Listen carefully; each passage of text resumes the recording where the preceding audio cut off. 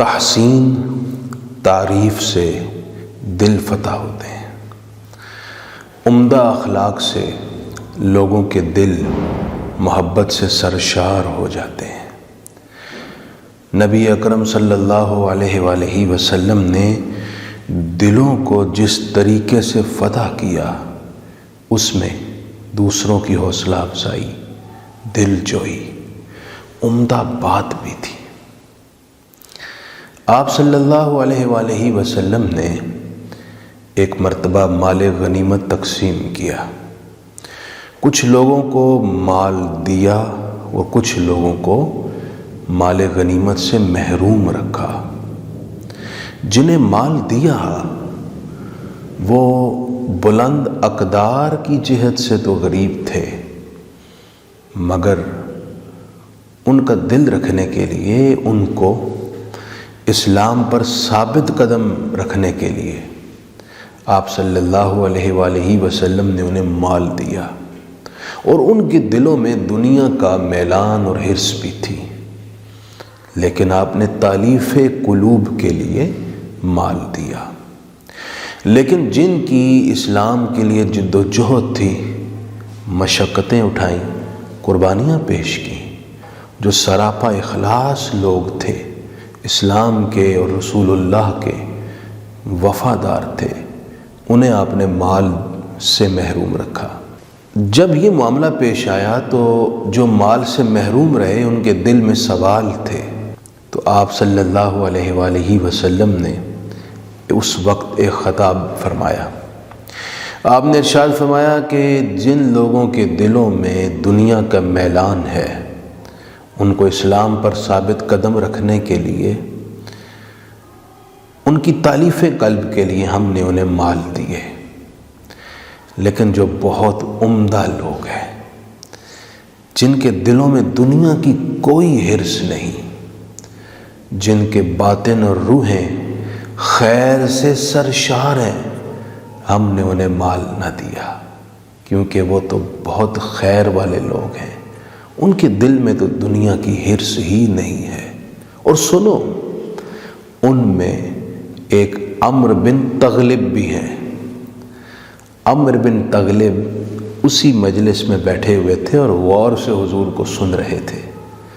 جب انہوں نے یہ بات سنی تو ان کا دل اتنا بڑا ہوا اور وہ خوشی سے جھوم اٹھے، اور اسی وقت انہوں نے کھڑے ہو کر کہا، یا رسول اللہ، آپ کا یہ ایک جملہ میرے لیے سرخ اونٹوں سے ہزارہ گنا زیادہ قیمتی ہے، بلکہ ساری دنیا کی ہر نعمت سے زیادہ میرے لیے آپ کا یہ جملہ عزیز ہے۔ حضرت عمرو بن تغلب کی روح حضور کی محبت سے جھوم اٹھی۔ سرکار دو عالم صلی اللہ علیہ وآلہ وسلم کا یہی طریق تھا۔ آپ اپنے اصحاب کی تحسین کرتے، ان کا دل بڑھاتے، ان کی حوصلہ افزائی فرماتے۔ ناظرین، یہ بات انڈرسٹوڈ ہے کہ جب تنقید کی جائے اور وہ بھی بے جا، تو اس سے نفرتیں اور عداوتیں جنم لیتی ہیں۔ نبی اکرم صلی اللہ علیہ وآلہ وسلم نے ایسا طریقہ کبھی اختیار نہیں فرمایا۔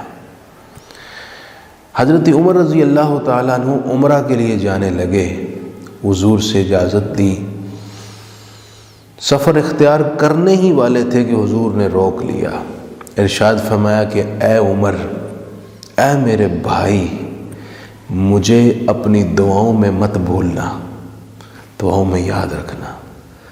حضرت عمر رضی اللہ تعالیٰ عنہ نے یہ سنا تو خوشی سے بے خود ہو گئے، اور اکثر آپ یہ جملہ کوڈ کر کے فرماتے تھے کہ رسول معصوم صلی اللہ علیہ وآلہ وسلم کا یہ ایک جملہ میرے لیے ساری کائنات کی ہر نعمت سے زیادہ قیمتی اور عزیز ہے۔ نبی اکرم صلی اللہ علیہ وآلہ وسلم مکہ سے ہجرت کر کے مدینہ طیبہ میں آ رہے ہیں، اور راستے میں ایک جاسوس، ایک کھوجی آپ کا پیچھا کر رہا ہے، انعام کے لالچ میں تاکہ آپ کو گرفتار کرے اور مکہ والوں کے حوالے کرے۔ وہ حضور کے قریب پہنچا۔ قدرت نے رسول کریم صلی اللہ علیہ وسلم کا دفاع کرتے ہوئے انوکھے انتظام کیے ہوئے تھے۔ زمین پھٹی اور اس کا گھوڑا گھٹنوں تک زمین کے اندر دھنس گیا۔ سراقہ بن مالک جس کا نام ہے، وہ کھوجی سمجھ گیا، جہاں دیدہ آدمی تھا، کہ یہ کوئی مقدس ہستی ہیں جن کے حفاظت میں میرا گھوڑا زمین میں دھنس گیا۔ اس نے کہا کہ مجھے معاف کر دیجئے، راستے میں میرے اونٹ اور بکریوں کے ریوڑ ہیں، ان میں سے جو آپ لینا چاہیں لے لیں، مجھے معاف کر دیں۔ رسول کریم صلی اللہ علیہ وآلہ وسلم نے ان کی جانب مسکرا کر دیکھا۔ جادوئی مسکراہٹ تھی، ان کے دل کو محبت میں گرفتار کر گئی، اور پھر جو آپ نے کلمات ارشاد فرمائے اس سے متاثر ہو کر سراقہ بن مالک کا حال ہی ایک الگ ہو گیا۔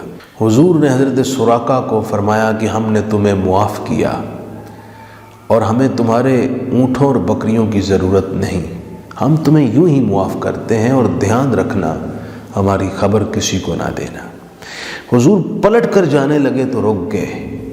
ارشاد فرمایا سراقہ، وہ وقت بھی آئے گا کہ شاہ ایران کے سونے کے کنگن تمہیں پہنائے جائیں گے۔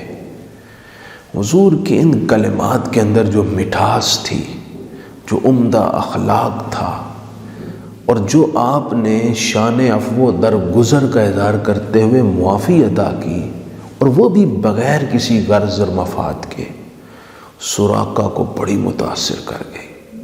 اب اس دن کے بعد سے سراقہ حضور کو کبھی بھول نہ سکے، باطن محبت سے بھرا ہوا تھا۔